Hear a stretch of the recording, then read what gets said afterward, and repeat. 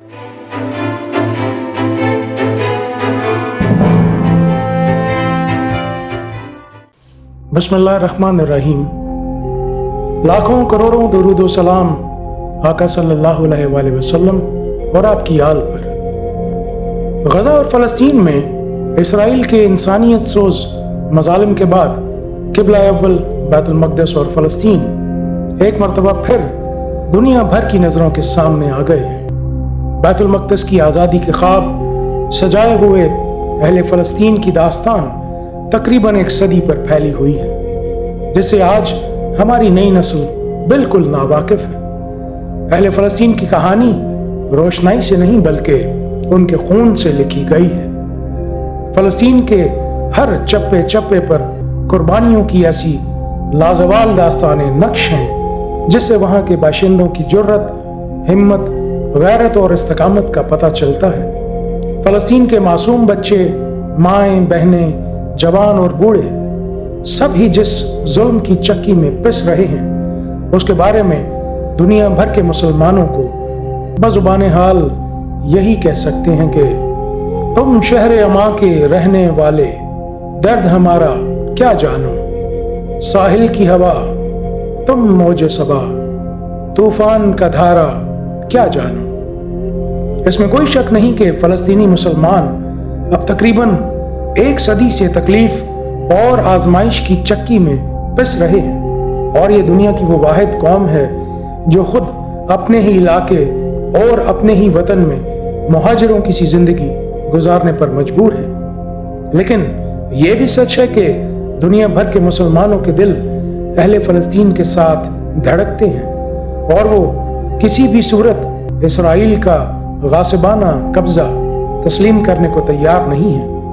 फ़लस्तीन का गम उम्मत मुस्लिमा का मुश्तरका गम है, और अहले फ़लस्तीन का दर्द भी साझा है। और ये बात रोज़े रोशन की तरह आया है कि बैतुल मक़दस का मसला फ़कत अहले फ़लस्तीन का मसला नहीं बल्कि पूरी मिल्लत इस्लामिया का मसला है। लिहाजा ज़रूरत यह है कि हम अपनी नस्लों को बैतुल मक़दस की तारीख़ से वाकिफ़ करवाएं, ताकि हमारी नस्लें बैतुल मक़दस की हिफाजत और आज़ादी के लिए हमेशा तैयार रहें। हमारे लिए बैतुल मक़दस का तारीखी पस मंज़र जानना बहुत ज़रूरी है। बैतुल मक़दस का शहर यहूदियों, ईसाइयों और मुसलमानों के लिए मजहबी तौर पर जज्बाती हैसियत रखता है। यहूदियों का कहना है कि यहूदी मज़हब की इब्तिदा इस जगह पर हुई और वो अपनी इबादत इस तरफ रुख करके करते हैं, यानी ये उनका क़िबला है। उनका ये भी कहना है कि पहली इबादत का हज़रत सुलेमान की तामीर शुदा हैकल सुलेमानी तकरीबन 1000 साल कबल मसीह यहाँ पर बनी। इसके गिराए जाने के बाद दूसरी इबादतगाह भी इसी जगह बनी, जिसको रूमियों ने 70 कबल मसीह में तबाह कर दिया। यहूदियों की ख्वाहिश और कोशिश है कि तीसरी मरतबा फिर हैकल सुलेमानी उसी जगह पर बनाया जाए जहाँ पर वो पहले था, और उनके अकीदे के मुताबिक इस वक्त जहाँ पे डोम ऑफ रॉक मौजूद है, हैकल सुलेमानी वहाँ पर मौजूद था। ईसाइयों के लिए ये शहर मुक़द्दस है, क्योंकि हज़रत ईसा अलैहिस्सलाम यहीं पैदा हुए और ईसाई मज़हब की तबलीग भी यहीं शुरू की, और उन्हें यहीं पर मसलूब भी किया गया। यहीं से अल्लाह ताला ने उनको आसमान पे उठा लिया। ईसाइयों की इबादत गाहें, गिरजाघर भी यहीं पर मौजूद हैं। मुसलमानों के लिए बैतुल मक़दस की अहमियत इसलिए है कि काबतुल्लाह के क़िबला मुकर्रर होने से पहले मुसलमानों का क़िबला बैतुल मक़दस ही था, और आका सल्लल्लाहु अलैहि वसल्लम ने हिजरत के बाद 16-17 माह इसी तरफ क़िबला रूह होकर नमाज कायम की, और फिर अल्लाह के हुक्म से दौरान नमाज ही क़िबला बदलने का हुक्म आया और क़िबला बदल दिया गया, और साथ ही मक्तदियों की तकदीरें भी।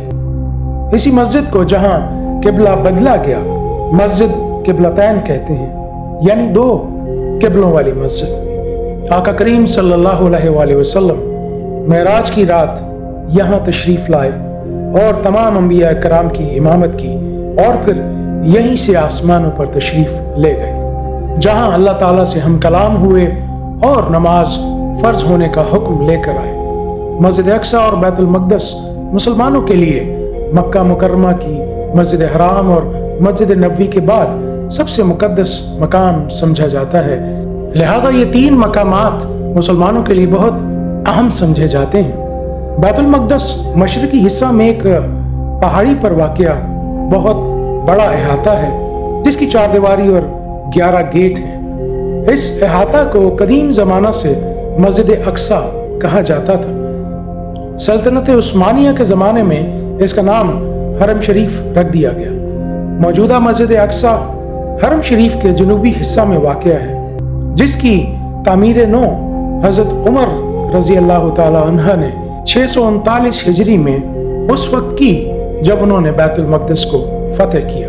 और ये भी रवायत है कि बैतुल्लाह की तामीर के 40 साल बाद अल्लाह के हुक्म से हज़रत इब्राहीम अलैहिस्सलाम ने यहाँ पर मस्जिद अक्सा की बुनियाद रखी। मस्जिद अक्सा के बारे में एक और अमूमी गलतफहमी भी है जो आम तौर पर मुरव्वज है कि तस्वीर में अक्सर हम जो सुनहरी गुंबद देखते हैं उसे मस्जिद अक्सा का गुंबद समझा जाता है। दरहकीकत ऐसा नहीं, उसे डोम ऑफ रॉक कहा जाता है, जिसे उमवी हुक्मरान अब्दुल मालिक ने 691 हिजरी में तामीर किया। ये वो मकाम है जहाँ पर वो पत्थर रखा गया है जहाँ पर मुसलमानों के मुताबिक आका करीम सल्लल्लाहु अलैहि वसल्लम मेराज पे तशरीफ लेके गए, जबकि यहूदियों के मुताबिक ये वो पत्थर है जिस पर हज़रत इब्राहीम अलैहिस्सलाम ने अपने बेटे की कुर्बानी के लिए सर रखा। माहरीन आसार कदीमा कहते हैं कि 5000 कबल मसीह में भी यरूशलेम में इंसानी आबादी के आसार मिलते हैं। इस लिहाज से ये दुनिया के कदीम तरीन शहरों में से एक है। तारीख की कुतुब में हज़रत इब्राहीम अलैहिस्सलाम और हज़रत लूत अलैहिस्सलाम का जिक्र मिलता है, जिन्होंने बैतुल मक़दस की तरफ हिजरत की थी। 1000 कबल मसीह में हज़रत दाऊद अलैहिस्सलाम ने शहर को फतह करके अपनी हुकूमत का दारुल खलाफा बना लिया, जबकि 966 कबल मसीह में हज़रत दाऊद अलैहिस्सलाम के बेटे हज़रत सुलेमान अलैहिस्सलाम ने हैकल सुलेमानी तामीर कराया। 599 कबल मसीह में शाह बाबुल, जो कि बख्त नसर के नाम से मशहूर है, उसने बैतुल मक़दस को फतेह किया, शहर को मस्मार करके यहूदियों को बेदखल कर दिया। वो लगभग 1 लाख यहूदियों को गुलाम बनाकर अपने साथ इराक ले गया। तवील अरसे तक यरूशलेम वीरानी की तस्वीर बना रहा। 539 कबल मसीह में बख्त नसर के बाद फारस के शहनशाह उसने बाबल पर ताबड़तोड़ हमलों के बाद बाबल और यरूशलेम पर कब्जा कर लिया। उसने यहूदियों को वापस आने की इजाजत भी दे दी। हेरोड आजम के जमाने में यहूदियों ने बैतुल मक़दस और हैकल सुलेमानी दोबारा तामीर कर लिया, लेकिन 70 कबल मसीह में रूमी जनरल टाइटस ने हैकल सुलेमानी को मस्मार और शहर यरूशलेम को तबाह बर्बाद कर दिया। 4वीं सदी ईस्वी में रोमियों ने मसीहियत कबूल कर ली और बैतुल मक़दस में गिरजाघर तामीर करना शुरू कर दिए। 691 ईस्वी में उमवी हुक्मरान अब्दुल मालिक ने कबातुस सहर, जिसे डोम ऑफ रॉक भी कहा जाता है, तामीर करवाया। 1099 ईस्वी में पहली सलीबी जंग में सलीबियों ने बैतुल मक़दस पर कब्जा कर लिया, जिसमें 70,000 के लगभग मुसलमानों ने जाम शहादत नोश किया। सन 1187 में सलाहुद्दीन अयूबी ने सलीबियों को शिकस्त देकर शहर से निकाल दिया। 1229 में फ्रेडरिक दोम ने दोबारा मुसलमानों से यरूशलेम हासिल कर लिया, लेकिन थोड़े ही अरसे बाद 1244 ईस्वी में मुसलमान दोबारा यरूशलेम को हासिल करने में कामयाब हो गए। 1517 ईस्वी में सुल्तान सलीम अव्वल ने यरूशलेम को उस्मानी सल्तनत का हिस्सा बना दिया। मसीही अपनी शिकस्त भूल न सके थे, लिहाजा 1917 में अंग्रेज जनरल एलन बी उस्मानियों को शिकस्त देने में कामयाब हो गया। उसके बाद अंग्रेज फौजों ने शहर का कब्जा हासिल कर लिया। तारीख की किताबों में लिखा है कि बाबुल खलील के रास्ते शहर में दाखिल होते वक्त यरूशलेम के तकद्दुस का एहतराम करते हुए वो पैदल शहर में दाखिल हुआ।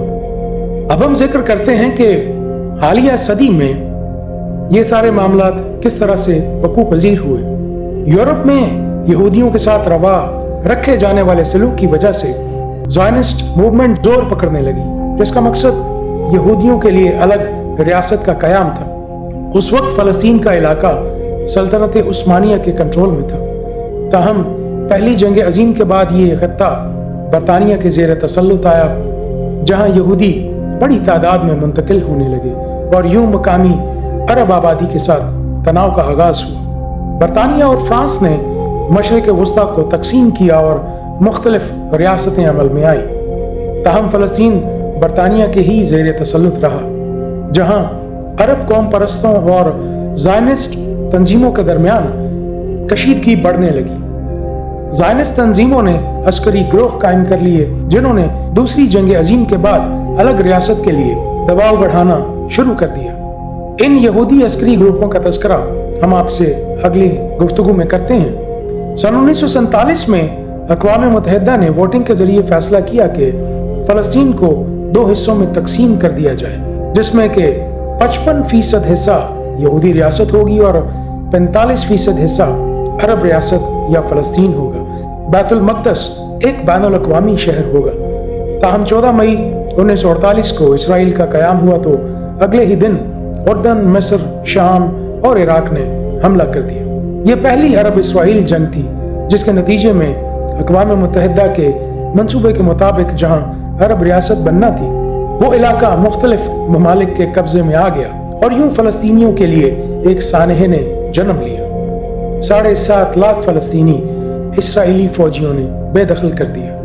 1967 की अरब इसराइल जंग ने इस तनाज़े को मजीद पेचीदा बना दिया, जब इसराइल ने अरब इत्तेहाद को शिकस्त देकर मिस्र से गजा की पट्टी, शाम से गोलान और उर्दन से मशरकी यरूशलेम समेत वेस्ट बैंक यानी गरब उर्दन छीन लिया। मिस्र को सीनाई से भी हाथ धोना पड़ा। 1973 में मिस्र और शाम ने इसराइल पर अपने इलाके छुड़ाने के लिए हमला किया, जिसे योम कपूर जंग कहा जाता है। 6 साल बाद इसराइल और मिस्र ने अमन का मुआहदा कर लिया और सीनाई मिस्र को वापस लौटा दिया। उर्दन ने भी कुछ अरसे बाद इसराइल को तस्लीम करते हुए मिस्र की तकलीद की। इसराइल आज भी गरब उर्दन पर काबिज है, ताहम इसने 2005 में गजा की पट्टी से फौजें निकाल ली थी। अक़वाम मुत्तहिदा आज भी इस इलाके को मकबूजा मानता है। इसराइल पूरे बैतुल मक़दस को अपना दारुल खिलाफा मानता है, लेकिन फ़लस्तीनी मशरिकी बैतुल मक़दस को मुस्तक़बिल की फ़लस्तीनी रियासत का दारुल हुकूमत मानते हैं। ज़्यादातर इसराइली बस्तियाँ 70, 80 और 90 की दहाई में तामीर हुई थीं, मगर गुज़श्ता 20 वर्षों में उनकी आबादियों में दुगना इजाफा हुआ है। इस नक्शे से वाज़ेह होता है कि 1947 से शुरू होने वाली यहूदी आबादकारी ने आज के दिन तक फ़लस्तीनियों को किस तरह गजा की पट्टी तक महदूद कर दिया है। इसराइल, अमेरिका, बरतानिया और यूरोपीय यूनियन समेत कई आलमी ताकतें हमास या उसके अस्करी विंग को दहशतगर्द करार दे चुकी हैं, लेकिन हकीकत का एक और पहलू भी है कि 1931 में कायम होने वाली ज़ायनिस्ट मूवमेंट, जिसका नाम अरगोन ज़्वाई लियोमी था, उसने भी शदीद दहशतगर्दी का इर्तिकाब किया, जिसकी तफसील हम आगे बयान करेंगे। ताज़ा तरीन मामला कुछ इस तरह से हुआ कि हफ्ता 7 अक्टूबर 2023 को हमास ने इसराइल के खिलाफ अल अक्सा स्टॉर्म ऑपरेशन का आगाज किया। फ़लस्तीन का तनाज़ा उतना ही पुराना है जितना कि इन मज़ाहिब की तारीख है। फिर भी अगर हम इस तनाज़ा को मुख्तसरन समझने की कोशिश करें तो हमें 19वीं सदी से आगाज करना पड़ेगा।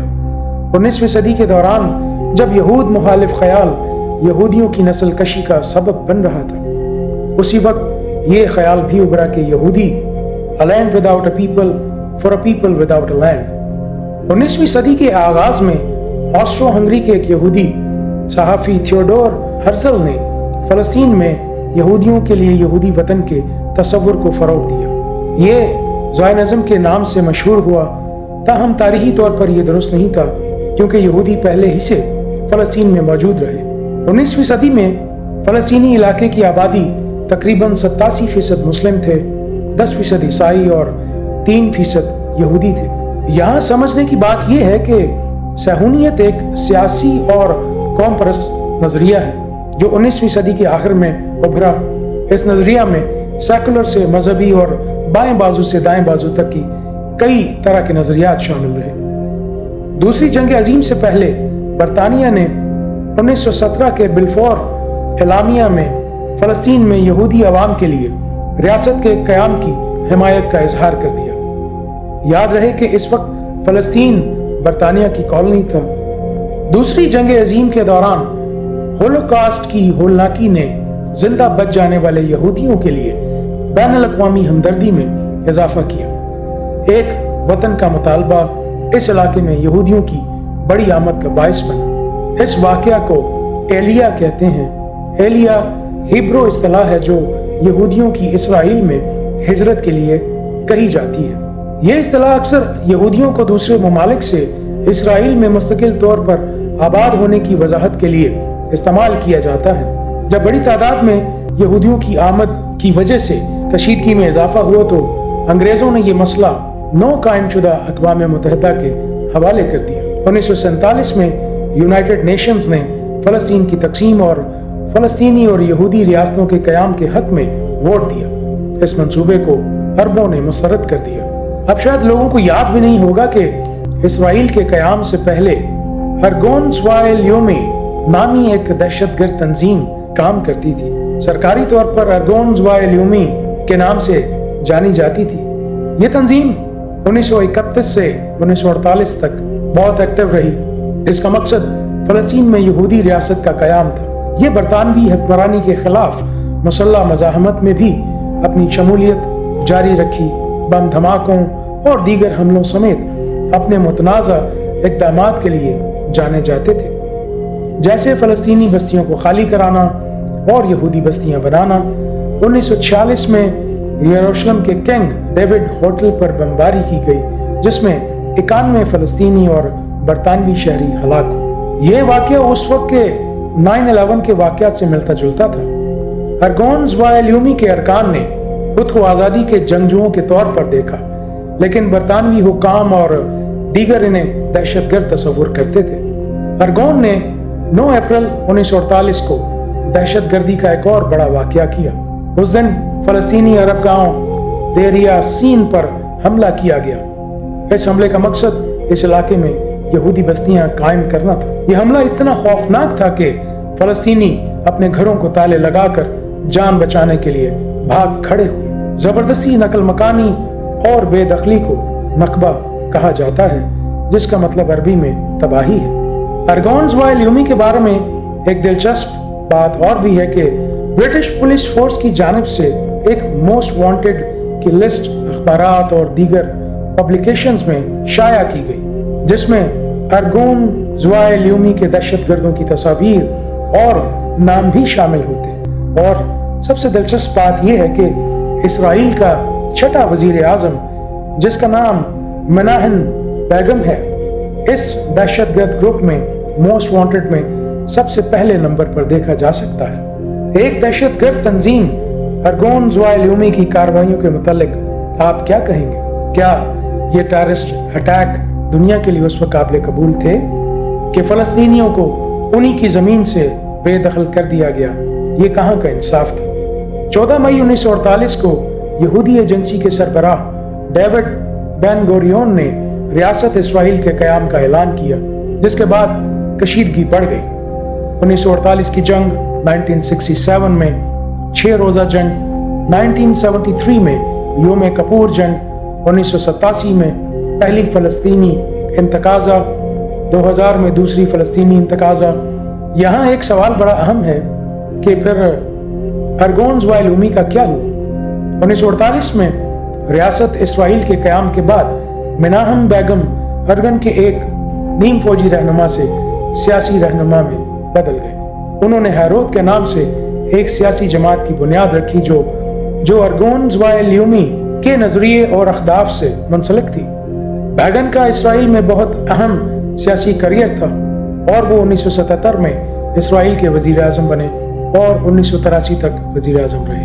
ताज़ा तरीन जंग से पहले भी गजा में बिजली की मुसलसल बंदिश रोज़मर्रा की हकीकत है। बरसों से जारी तनाज़ात, अदम इस्तेहकाम और महदूद जिंदगी के हालात ने आबादी बिलखसूस बच्चों की जहनी सेहत पर नुमायां असर डाला है, जबकि गजा की पट्टी को नाकाबंदी की वजह से बेरोजगारी और गुर्बत का सामना है। जहां तक हमास का ताल्लुक है, उसकी बुनियाद 1980 की दहाई के अवाहिर में पहली इंतकादा के दौरान रखी गई थी। ये बगावत दिसंबर 1987 में शुरू हुई और कई सालों तक जारी रही। ये बड़ी हद तक निचली सतह की तहरीक थी, जिसमें एहतजाज, सिविल नाफरमानी और बाज़ औक़ात इसराइली फौज के साथ पुरतशद्दुद तसादुम शामिल थे। इंतकादा फ़लस्तीनी अवाम की तरफ से आज़ादी और खुद इरादियत के हसूल के मकसद के साथ इसराइली कंट्रोल के खिलाफ मज़ाहमत का इजहार था। इसराइल फ़लस्तीन तनाज़ा एक इलाकाई तनाज़ा है, लेकिन इसे मुकम्मल तौर पर मजहबी जंग के तौर पर पेश किया गया है। जहां इसराइल के इक़दामात को मुसलमानों के खिलाफ यहूदियों के हमले के तौर पर देखा जाता है, वहीं हमास के हमले को भी मुसलमानों के यहूदियों के खिलाफ हमले के तौर पर देखा जाता है। और कोई भी ये बात समझने के लिए तैयार नहीं कि इसराइली और फ़लस्तीनी दोनों ने कौमी शनाख्त बना ली है जो मजहब से बालातर है, लेकिन हक़ खुद इरादियत और रियासत की ख्वाहिश इसका एक अहम पहलू है। 1947 से लेकर आज की तारीख तक आप देख सकते हैं कि फ़लस्तीनी किस तरह अपने ही घर के एक कोने तक महदूद होकर रह गए हैं और बाकी तमाम इलाकों पर किस कदर मुकम्मल और तेज़ी से कब्जा करके फ़लस्तीनियों को उनके इलाकों से बेदखल कर दिया गया है। यरूशलेम में इस्लामी मुक़द्दस मकामात की मौजूदगी की वजह से ये तनाज़ा मुसलमानों के लिए मजहबी अहमियत रखता है। इसमें कोई शक नहीं कि इससे मुसलमान जज्बाती तौर पर मुतासिर होते हैं। तशद्दुद और दर्द की तस्वीर मुसलमानों समेत दुनिया भर में शदीद जज्बात को उभारती हैं, जिससे हमदर्दी के साथ गुस्से के गहरे जज्बात भी पैदा होते हैं। अब आगे का रास्ता क्या होना चाहिए? एक हल जिस पर बहुत से ममालिक गौर करते हैं कि दो अलग और आज़ाद रियासतों इसराइल और फ़लस्तीन की तश्कील है। इसराइल बन चुका है, इसलिए अब फ़लस्तीन को आज़ाद रियासत बनाने के लिए इक़दामात करना होंगे। तनाज़ात से बेघर होने वाले फ़लस्तीनी पनाह गज़ीनों का मसला पेचीदा और जज्बाती है। हल में माली मुआवजा, नई फ़लस्तीनी रियासत में दोबारा आबादकारी या महाजरीन को अपने घरों में वापस जाने की इजाज़त बाहमी मुआहदे के तहत शामिल हो सकती है। एक हल में नई यहूदी बस्तियों की तामीर को रोकना और मुमकिना तौर पर कुछ मौजूदा बस्तियों को हटाना भी शामिल हो सकता है, ताकि एक फ़लस्तीनी रियासत कायम की जा सके। इंफ्रास्ट्रक्चर, तालीम और रोज़गार के मौके में सरमायाकारी इसराइल और फ़लस्तीन दोनों के मुआशी इस्तेहकाम में मावन साबित हो सकती है और दोनों फरीकों के दरमियान एतमाद पैदा कर सकती है। दोनों रियासतों की सलामती को यकीनी बनाना इंतहाई अहमियत का हामिल है। इसराइल को दहशत गर्दी रोकने की फिक्र है, जबकि फ़लस्तीन को अपनी खुद मुख्तारी और सलामती की फिक्र।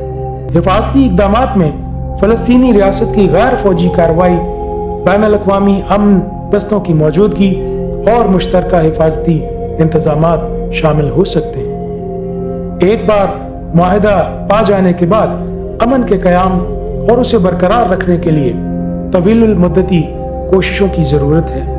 दहशतगर्दी का ज़रिया कुछ भी हो, जंग किसने शुरू की हो या किसी मुल्क या तंजीम को कितनी सपोर्ट मिल रही हो, ये सब बातें उस वक्त बेबुनियाद लगती हैं जब इंसानियत ससक रही है। मीडिया एक मुल्क का साथ दे रहा है, तारीखी वाक़यात को दुरुस्त और गलत में फ़र्क करने के लिए शुमार कर रहा है। मीडिया के लिए किसी मुल्क का साथ देना तारीखी वाक़यात को गंवा कर सही और गलत के दरमियान लकीर खींच देना बहुत आसान है, लेकिन हकीकत में बमों और शेलिंग से बच्चों के यतीम होने और इंतकामी कार्रवाइयों में होने वाले मजालिम को सही और गलत से अलग नहीं किया जा सकता। फ़लस्तीनियों की ज़िंदगी अब रोज़ाना का इम्तिहान है और कोई भी उनके सवालात का जवाब नहीं देना चाहता। इस सवाल को एक तरफ रख कर कि ज़मीन किसके हक में जाए, क्या हम कभी इस ज़मीन में रहने वाले फ़लस्तीनियों की भूख और तकलीफ पर बात कर सकेंगे। आलमी सतह पर हमें इन वाक़यात को खबर के तौर पर नहीं बल्कि सबक के तौर पर लेना चाहिए और उसके हल के तौर पर इंसानी अक़दार को तरजीह देना चाहिए। एक आज़ाद और खुद मुख्तार फ़लस्तीनी रियासत की अमली और ईमानदाराना कोशिशों को फ़रोग़ दिया जाए ताकि जुल्म और सितम के सताए मजलूम फ़लस्तीनी नौजवानों को अपने कमसन बच्चों, बूढ़ों और ख़वातीन की लाशें ना उठानी पड़े। अल्लाह आप सबको खैर और सलामती अता करे।